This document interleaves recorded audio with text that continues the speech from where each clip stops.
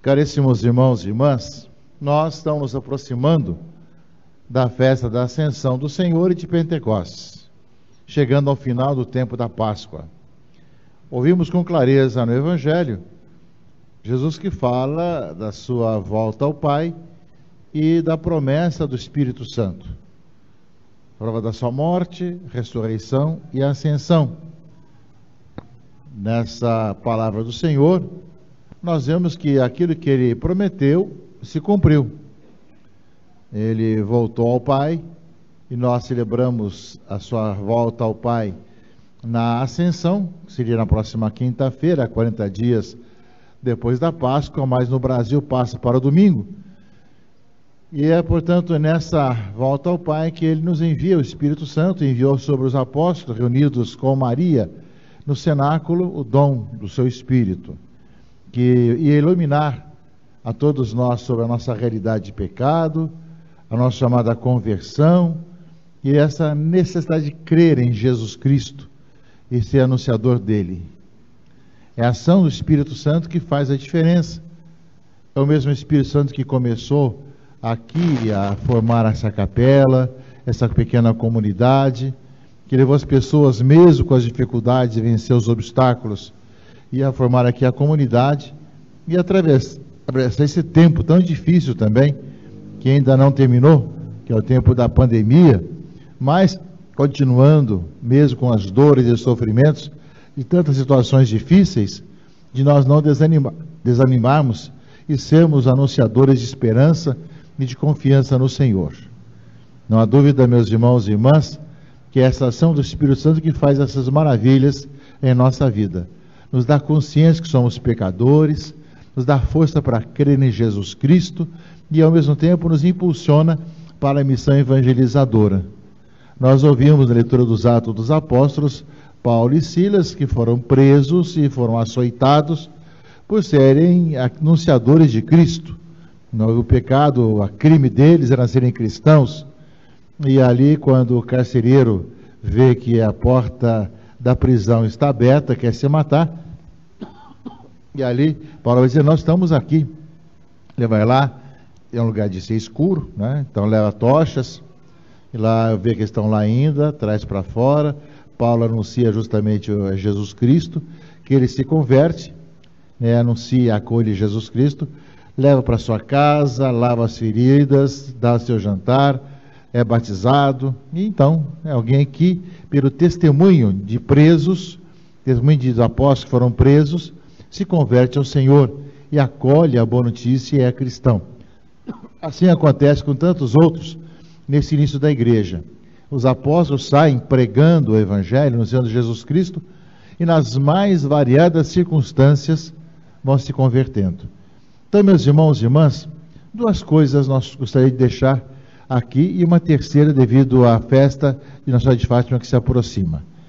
Primeiro é que nós supliquemos também hoje o dom de Deus, o Espírito Santo, para que nós tomemos consciência da nossa identidade cristã, da nossa realidade cristã, que nós nos convertamos cada vez mais, que nós busquemos o Senhor, que nós impulsionemos cada vez mais em ser testemunhas de Jesus Cristo, nosso Senhor, conscientes que somos pecadores, mas que o Senhor nos ama e nos chama a uma vida nova.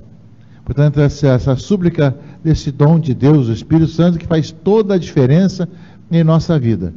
Nós podemos programar, projetar, organizar, mas é o Espírito Santo que dá vida, ele que nos impulsiona, ele que nos dá força, ele que nos faz compreender as coisas do alto, ele que nos faz saborear com alegria as coisas de Deus. E é um dom, é uma graça que recebemos.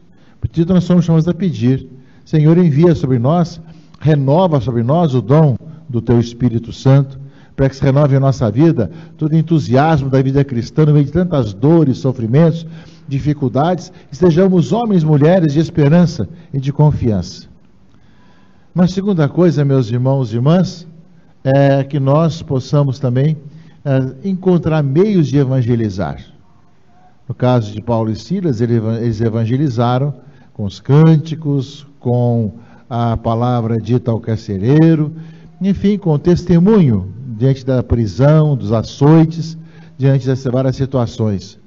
Ou seja, nós somos muitas vezes levados e não levados em consideração, muitas vezes somos também perseguidos, difamados, tantas questões que fazem contra nós, e nessa nossa resposta, meus irmãos e irmãs, deve ser o anúncio do Evangelho, o anúncio de Jesus Cristo, nosso Senhor.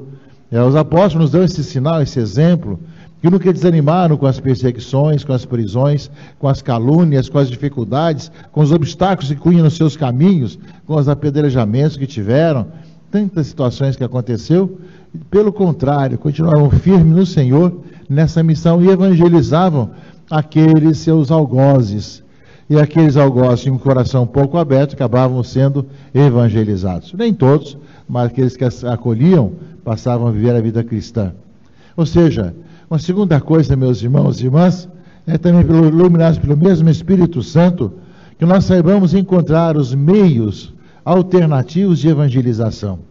Estamos aqui no condomínio, são 3 blocos, e aqui nós vemos tem tanta gente que é católica, que é batizada, e que, claro, nem se pode sair de casa, que esse tempo de pandemia, nós temos que encontrar meios de anunciar uma palavra que consola, que ilumina, que ajuda aquela pessoa a ter um sentido para a vida, mesmo estando fechado o dia inteiro, sem poder sair, ou sem poder sair do condomínio por causa da questão do vírus, mas de poder ter esperança e confiança em um coração cheio de Deus, que dá sentido à nossa vida. Ou seja, teremos muitas maneiras de evangelizar. Também aqueles que às vezes nos impedem de rezar, nos impedem de ter as coisas, como anunciar o Evangelho no meio de tantas maldades e sofrimentos que nós passamos, mas os discípulos nos dão esse sinal, como nós ouvimos hoje no livro dos Atos dos Apóstolos. Aproveitar de todas as ocasiões que nós tivemos, temos e teremos, para anunciar o Evangelho, anunciar Jesus Cristo, que a pessoa necessita dessa luz na sua própria existência. Por isso, aqueles que participam da comunidade, que têm o dom do Espírito Santo, são sempre missionários, evangelizadores, para que as pessoas tenham vida, experimentem a vida cada vez mais. E essa caminhada nossa de igreja, de anunciar a vida que realmente tem a vida eterna, realmente a vida que é a última palavra, né, de Jesus Cristo, que morreu, foi sepultado, ressuscitou e está vivo presente no meio de nós. Uma terceira coisa, meus irmãos e irmãs, terceiro assunto, é mais sobre a festa de Nossa Senhora de Fátima que se aproxima. Fátima é o altar do mundo. A mensagem de Fátima aos 3 pastorzinhos, né, que não podiam conhecer nada de como é que o mundo vivia naquele momento, não tinha televisão, não tinha internet, não tinha notícia, mas aquilo que Nossa Senhora revelou a eles foi uma necessidade de uma transformação de um mundo que estava caindo em guerras, em problemas, em dificuldades as mais diversas. Nós vemos hoje também um mundo cheio de problemas. Agora mesmo lá em Jerusalém, todo aquele combate, tantas matanças lá, aqui mesmo no Rio, quanta violência também, né, pessoas matando as outras, tantas situações que acontecem de violência pelo mundo afora, em todas as nossas cidades, em todos os cantos. Nós vemos, meus irmãos e irmãs, a toda uma dificuldade de respeitar a opinião do outro, de respeitar a ideia do outro. Parece que até mesmo as famílias ficam divididas por questões de política, de ideologia, não se falam com o outro, tantas questões de maldade, de malícia. Nós vemos que Fátima é o altar do mundo e que os 3 pastorzinhos não sabiam de nada do que acontecia, mas Nossa Senhora disse a eles: rezem pelo mundo, pela conversão da Rússia, rezem o terço.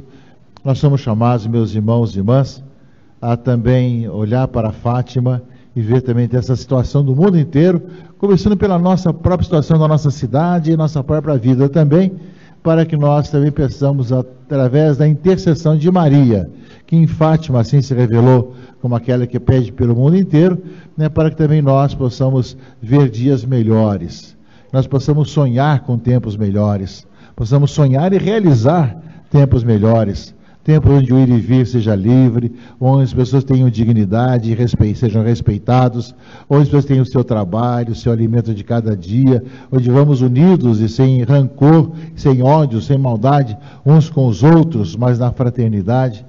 Nós temos o direito de sonhar. Pode ser uma utopia, mas somos o direito de também lutar para que isso aconteça e pedir a intercessão de Nossa Senhora, que em Fátima falou aos pastorzinhos desse mundo todo, dessa realidade toda, e no altar do mundo, que é Fátima, pedir nessa intenção, como aqui também vocês, nesses 3 dias de preparação para a festa de Nossa Senhora de Fátima, o fazem. Então, essas 3 coisas, meus irmãos e irmãs, gostaria de colocar para vocês, não é? De um lado, a ação do Espírito Santo, pedir esse dom de Deus na nossa vida. Do outro lado, a evangelização em todas as circunstâncias. E terceiro, rezar as intenções através da intercessão de Nossa Senhora de Fátima, que aqui celebra como padroeira. Amém.